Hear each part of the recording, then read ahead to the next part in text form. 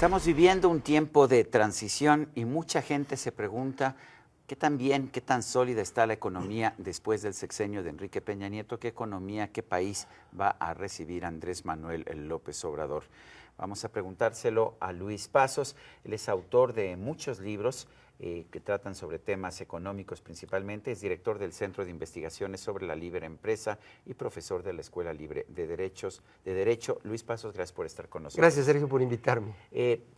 ¿Tú ves la economía mexicana en bancarrota o está muy bien? Porque Andrés Manuel López Obrador una vez nos dijo que no tenía ningún problema, después nos dijo que estaba en bancarrota. ¿Qué opinas tú? Bueno, mira, hay visiones optimistas, hay otras pesimistas y la mía quiero ser realista.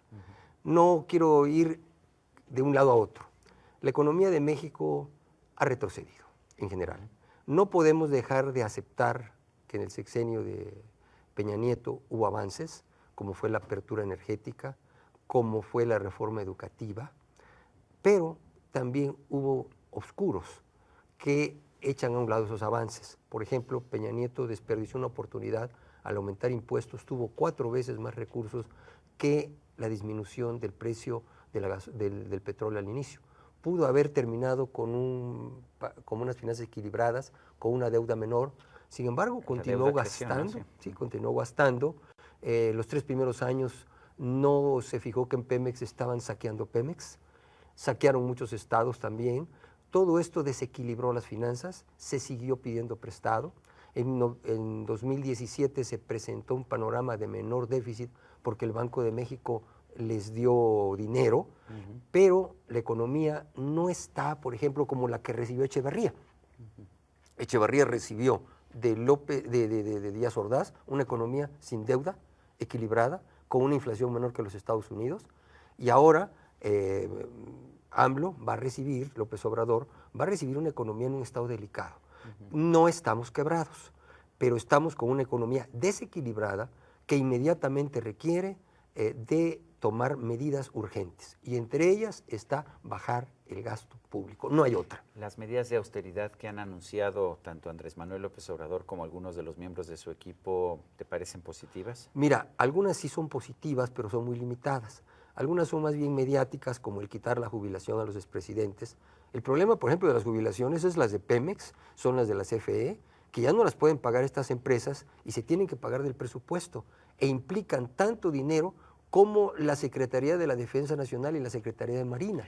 ¿Eso significa que Pemex y la Comisión Federal de Electricidad sí están quebradas? Sí están quebradas. Ellas sí. Ellas sí, definitivamente, y también hay graves problemas en el Seguro Social, en el ISSSTE, en casi todas las dependencias gubernamentales hay más deudas muchas veces que activos, como Pemex. Pemex es la empresa más endeudada del mundo, con pasivos por arriba de cualquier empresa del mundo. Está quebrada. Y fue por una mala administración en sus 3 primeros años, ¿no? Aquí se saqueó Pemex, se compraron empresas que valían menos 25 o 30 millones de dólares en 700 millones, y todo eso pues yo creo que se tiene que investigar, porque si no la responsabilidad va a ser de López Obrador de haber recibido una economía con muchos oscuros y no haberlo sacado claro de dónde están los males de la economía. López Obrador dice que él no va a realizar persecuciones políticas, dice que Rosario Robles es un chivo expiatorio. ¿Qué opinas? Bueno, mira, yo creo que es correcto que no se inicie una cacería de brujas,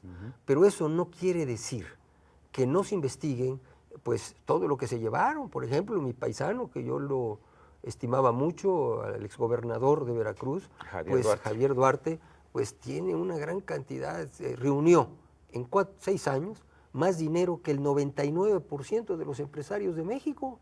Entonces, miles de millones de pesos. Yo creo que ese dinero debe las propiedades que tiene, que son, dicen que le dicen el nopal porque cada día le encuentran más propiedades, pero todo eso debe regresarse.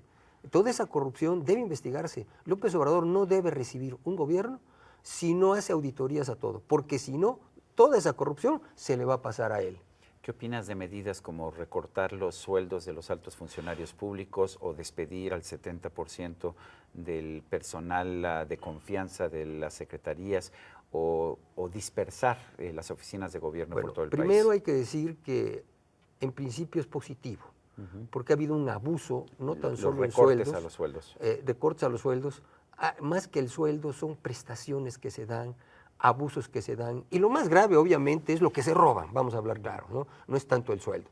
Pero es bueno poner un orden y un límite. Sin embargo, hay funcionarios como en la banca de desarrollo donde yo estuve, en donde no toman el puesto técnicos que en la banca privada ganan 400,000 pesos o algo así, y tú necesitas un director de riesgos, directores que ganan más en el mercado. Entonces yo creo que tiene que haber excepciones de acuerdo al mercado y de acuerdo a la capacidad, pero en principio sí ha habido un abuso en donde un presidente municipal gana más que el presidente de la República y se lleva más, se lleva todo. Entonces el problema de México está en la desviación e impunidad que existe, no tanto en el abuso de sueldos, que sí es algo que se debe controlar, pero no es lo que va a solucionar el problema. El despido de 70% de los trabajadores de confianza, tú estuviste en la administración Sí. pública. Hay quien dice que los trabajadores de confianza no hacen nada y hay quien dice que los trabajadores de confianza hacen todo el trabajo. Mira, yo creo que el problema no son los trabajadores de confianza, el problema son los aviadores. O sea, es bueno tener asesores. Yo tuve pocos asesores, pero por decirte algo, cuando yo estuve en el Congreso tenía 2 o 3 asesores o 4.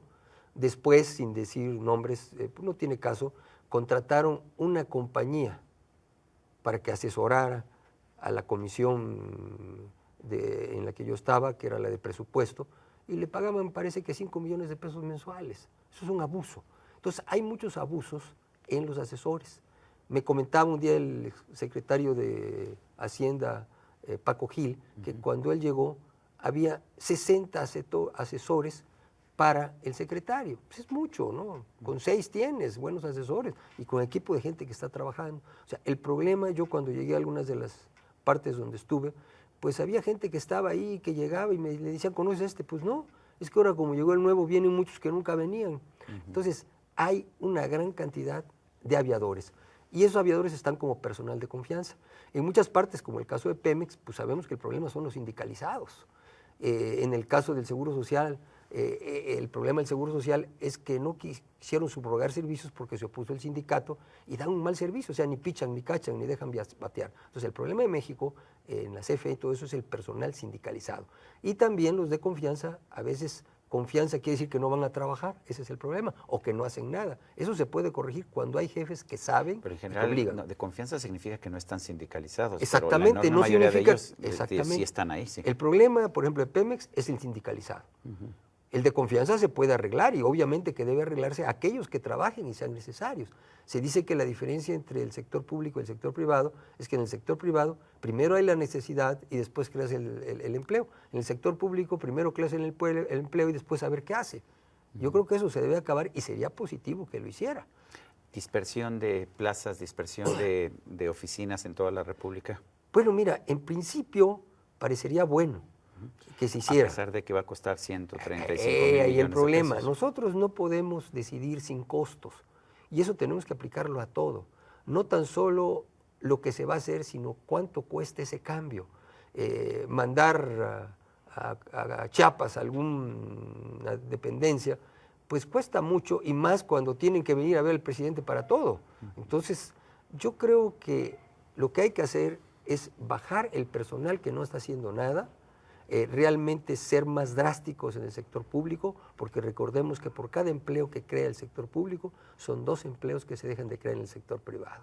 Algunos miembros de Morena consideran que Venezuela es el ejemplo que debiera seguir México. ¿Qué opinas? Bueno, yo creo que ya son muy pocos, no tienen que estar ciegos para hacer eso, pero, ¿no? Pero sí bueno, los hay. Los que dicen eso, pues que se vayan unas vacaciones, que en lugar de irse a Disneylandia, se vayan a Venezuela, hay ¿no? Gente Porque que dice que sí ha ido a Venezuela y que Venezuela está muy bien, que hay mayor igualdad y que es un país muy digno y que se enfrenta a los yanquis. Lo de mayor igualdad es cierto, el 87% de los venezolanos ya están pobres todos. Entonces hay una igualdad en la pobreza. Han salido, según la ONU, en los últimos años, de 1994 para acá, 2.3 millones de venezolanos, el mayor éxodo de América Latina. Y eso, pues no salieron los ricos ya se habían ido. Mira, lo que es triste es, yo he ido a Venezuela varias veces, me decía una familia acomodada y se autoacusaba ellos, decía, mira, nosotros los que tenemos dinero no hemos sufrido, dice, porque las colas mandamos al chofer a hacer cola. ¿Por qué? Porque hay un servicio que nos trae productos americanos y les pagamos en dólares. Dice, el problema es la clase media y la clase pobre. Ahí ves en la basura a la gente tomando cosas de la basura. Dice, antes Venezuela recibía a colombianos, recibía a ecuatorianos, era el país más con mejores niveles de vida y de salarios en Sudamérica. Ahora todos se van a Colombia, se van a Ecuador, se van a Brasil, y es la gente pobre. Puedes ver los videos de la gente cruzando puentes, gente pobrecita. Ves en la calle la gente dándole un último video que vi que me rompió el corazón, una viejita dándole a sus nietos en la calle de la basura, coño. Entonces, el que diga eso es muestra de un alto grado de fanatismo que le impide ver la realidad. Yo creo que no vamos a llegar a Venezuela, también lo creían muchos venezolanos. Creo que López Obrador no tiene esas ideas, pero lo importante es lo que haga. ¿Sabes cuál fue el problema de los venezolanos? ¿Cuál? Que empezaron a poner el gobierno, por ejemplo, controles de precios. No funcionaban y los asesores cubanos le decían, son los empresarios los que están subiendo los precios. Entonces empezaba a expropiar empresas, pues la cosa era peor. Y empezó, ¿por qué no hay alimentos? Pues porque los productores no quieren, pues expropien tierras. Entonces expropiaron tierras, se expropiaron empresas. La producción bajó y no hay nada en Venezuela. De ahí el gobierno gastaba, emitía dinero y pues tienen inflación en un día, la que nosotros tenemos en un año. ¿Pero por qué? Por el excesivo, por el desorden, por la irresponsabilidad de los gobernantes, que desgraciadamente en este sexenio se dio y sí ha habido un retroceso. Hemos visto también mucha corrupción. ¿Cuál es el problema de la corrupción? ¿Es el sistema o es una cosa cultural, como dijo el presidente Peña Nieto? Bueno, la corrupción ha salpicado a todos. El empresario constructor que quiere construir sabe que tiene que dar mordida. La mayor parte de las reglamentaciones en México están hechas para que haya corrupción. Luis Pasos, director del Centro de Investigaciones sobre la Libre Empresa, gracias por hablar con nosotros. Gracias a ti. Y a usted, amigo televidente, que hace posible este programa, se lo agradezco también. Esto es todo por hoy, pero no se le olvide. Nos vemos la próxima.